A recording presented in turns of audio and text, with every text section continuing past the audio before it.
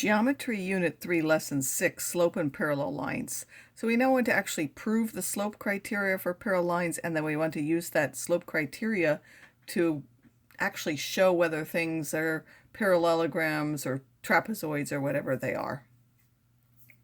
So we're actually moving into something called coordinate proof, where you look at the coordinates of the points, and we're actually going to, we notice that those things involve lines being parallel, being perpendicular, lengths being the same, lengths being different.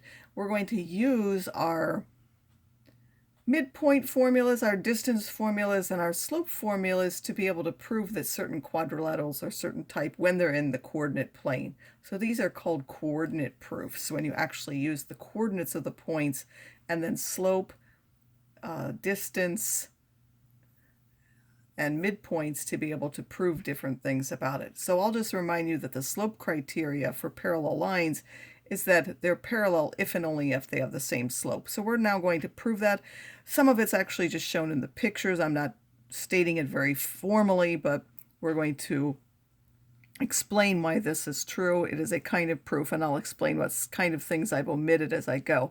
So suppose that lines M and N are parallel, and they're not vertical or horizontal. If they're vertical or horizontal, this doesn't apply because they don't have the same kind of slope that other line, that slanted lines have.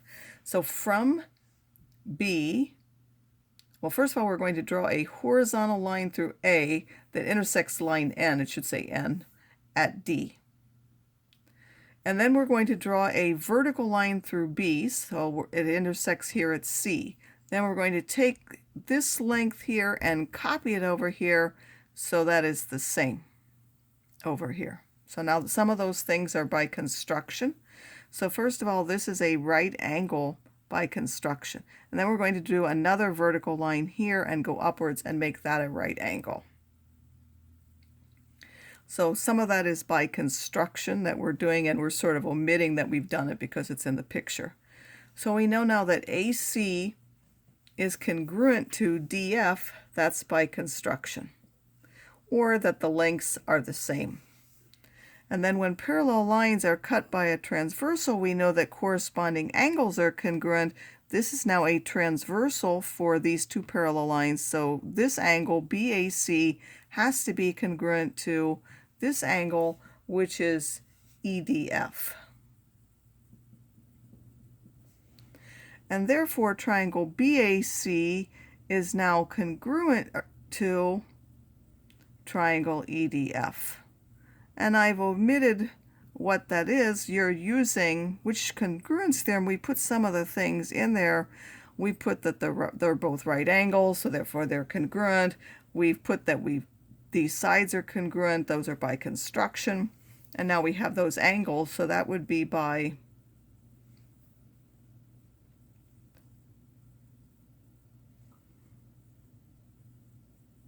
angle side angle.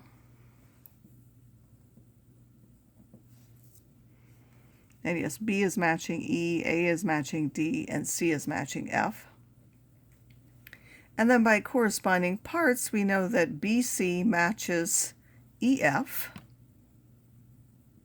or their lengths are the same. And now what is the slope of the first line? So we're going to start off with M being the slope of line M here. It's BC, the rise, over the run, which is AC. But now we know that BC is EF, so instead of this BC, we can substitute EF. But up here we had AC was DF, so instead of this AC, we can now put that for DF and leave the EF here. And now what is EF over DF? EF is the rise over the run for N, so that's the slope of the line M. So we know that those two are the same, and therefore they have equal slopes. Now what if they have this? So we saw that if they were parallel, they have the same slope. Now we want to show the other. We want to show that if they have the same slope, then they're parallel. So we used this before. We're now proving it. We're going to do the same thing. We have points on A and B are 2 points on our line M. And we're going to do like we did before. We're going to draw a horizontal line through A that intersects line N at D.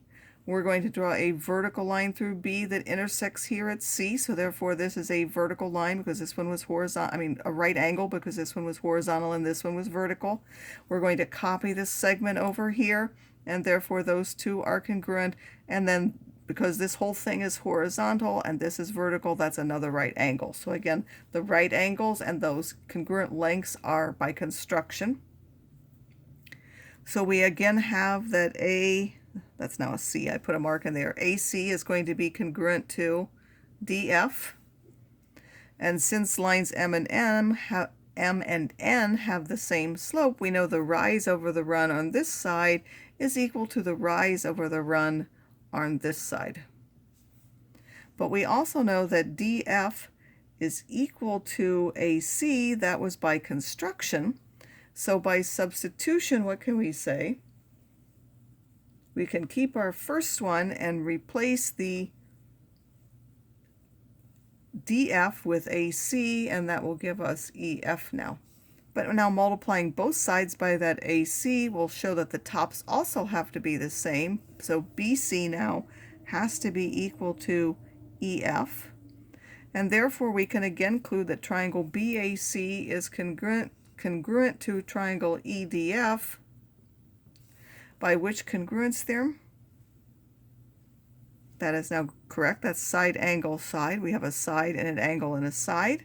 Or by corresponding parts, angle BAC would have to be congruent to triangle EDF. And then these two lines are cut by a transversal, and we have one pair of corresponding angles are congruent, and therefore by the corresponding, or the congruent corresponding angles theorem, we know that therefore line M is parallel to line M. So I haven't specifically mentioned the theorem. I really should if I'm doing a proof. Line M is, sorry, I missed, is parallel to line N. And again, we've always assumed that before, but now with triangle congruence theorems, we were able to prove that. So now how are we going to use those? We're going to use the slope to show whether something is a parallelogram or a trapezoid. Remember, parallelogram have two pairs of opposite sides are parallel. A trapezoid only has one side. So in these, we're going to find each the slopes of both pairs of opposite sides, and if both of them are parallel, it will be a parallelogram. If only one pair is parallel, it's a trapezoid, and if none of them are parallel, it's not any of those. So what's the slope of AB? That's 2 over 3. That's the rise over the run. For DC, this is now 4 over 6. So if we mark them, that's 4 and 6. 4 over 6 is also 2/3. Because those are both 2/3, that means that AB now is parallel to DC because they have the same slope. What's the slope of AD? That's 4 over 2. 4 divided by 2 is 2. And BC is now a -2 because we're going down 2 and across 1. -2 over 1 is now -2. These are not parallel. So AD and BC are not parallel. And therefore this is a trapezoid because it has one pair of parallel sides.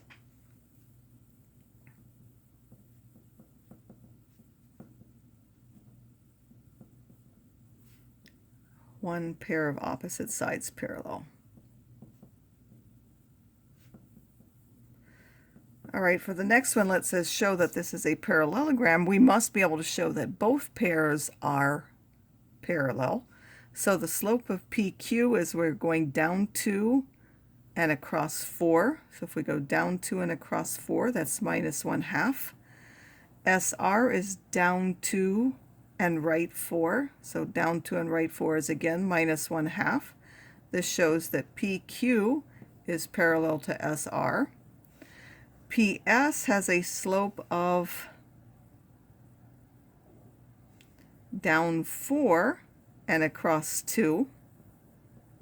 That has a slope of -2, and then the slope of QR is down 4 and across 2 as well. That's a -2. Again, because those are equal, we now know PS is parallel to QR, and therefore PQRS is a parallelogram. And that's by definition, of course, since both pairs are parallel.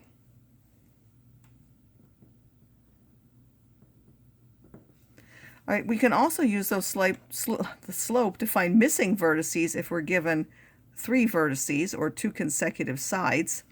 So here we're given that A is 1 minus 2, so that's a coordinate. B is minus 2, 6. And we have D, which is now 5 minus 1. This is D, and we know it goes from A, B, C, D, so that one has to be up there. I'm just going to complete this. We're told that it's a parallelogram, so we know that the opposite sides are parallel. We can now find that other coordinate. We can do it in several ways, but we know if we went from A to D, we went right 4 and up 1. So from B, we would have to go right 4 and up 1 to get to C. And the coordinates of that point are now 2, 7. That is our point C, and we can draw that to make sure. And then it would be great to double check that we really haven't made any mistake there and put it in the wrong place. So we know this is 1, 4, and 1, 4, but what about these other ones? This one goes down 8 and across 3, and this one also goes down 8 and across 3. So the slopes of both sides are the same, and therefore that is a parallelogram.